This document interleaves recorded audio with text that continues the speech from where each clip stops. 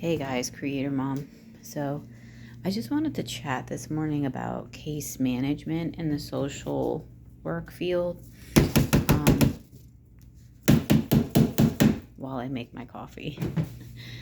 um, I wanted to make a video about it because I really wanted to figure out what my feelings are about it.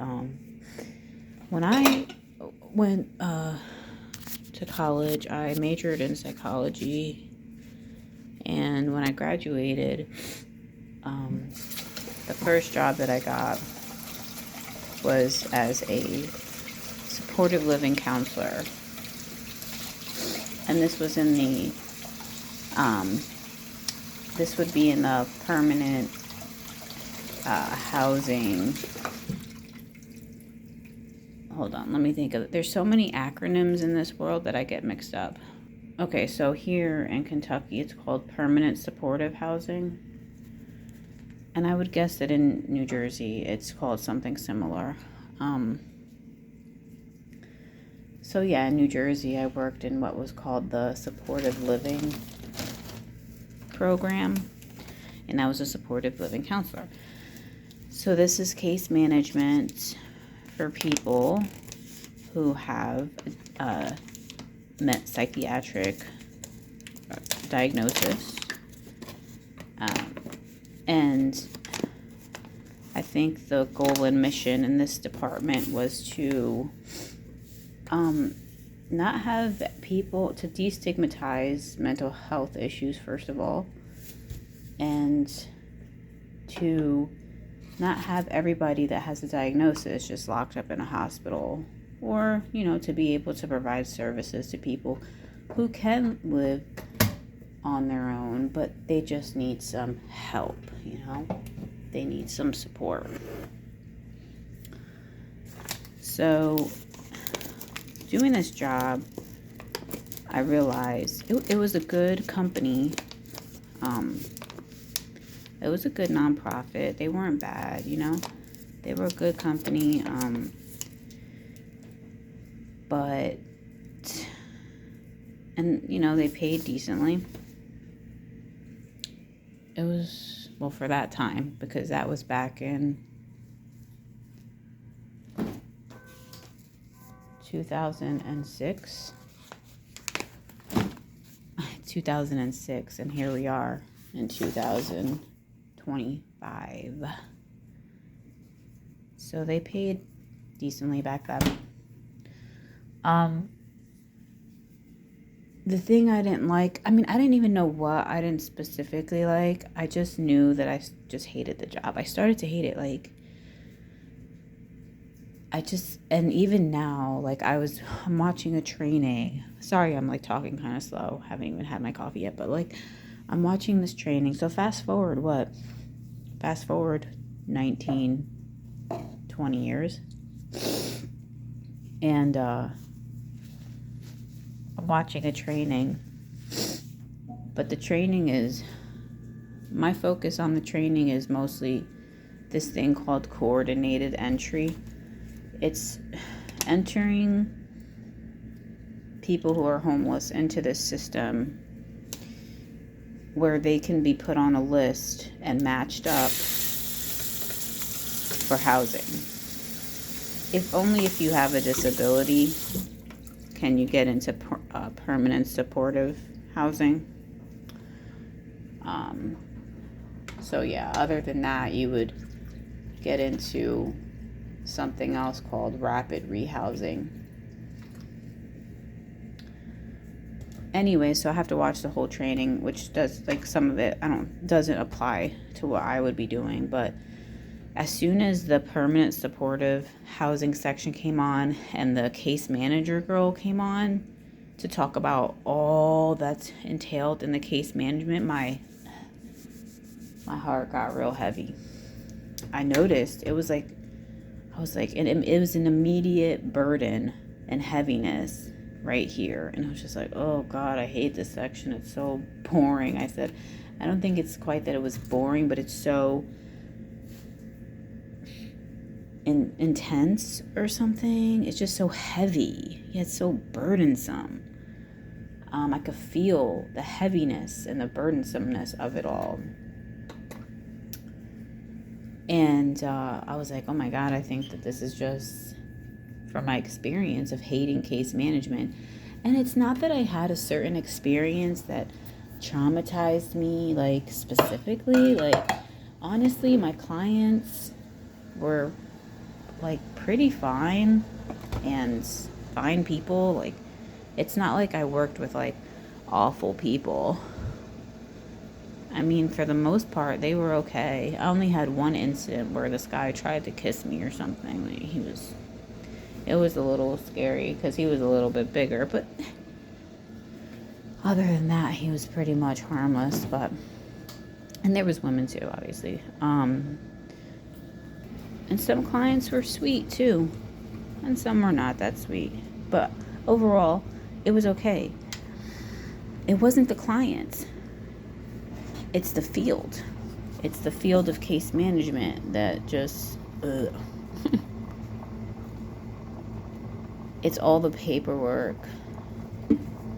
And anyway, so I did a Google search. I thought, because I felt like I couldn't really put it into words why I hate case management. Anyways, I stayed in it for like, maybe a year or two. I can't remember. I have to look at my resume.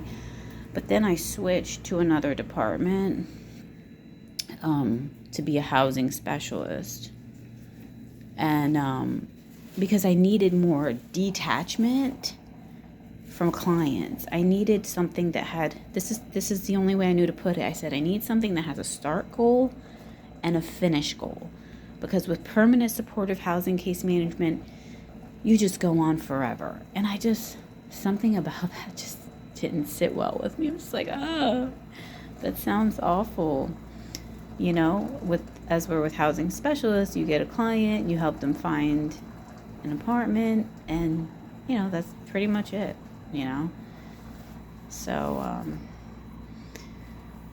it's funny that here I am kind of getting into this information in Kentucky. But yeah, that case management part really was like, let me see. Then I Googled it, and artificial intelligence knew exactly what I was talking about. So it said, let me read it. People often dislike case management due to the overwhelming workload, because you're getting, well, depending on where you are, 8 to 10 clients, complex client needs, constant documentation, that's the annoying part, constant documentation requirements, like all these, and that's what was in this case management section of this training too, all the paperwork, all these detailed questions. Oh, we have to watch out, like it's just this overwhelming sense of responsibility, almost like you, the case manager, have to kind of like be in the person, you know. And if it was just one person, that's why people are getting burnt out. And guess what they said on the training? That case managements are workers are in crisis mode all the time, and they laughed about it. That's not nothing to laugh about, being in crisis mode. If case managers are in crisis mode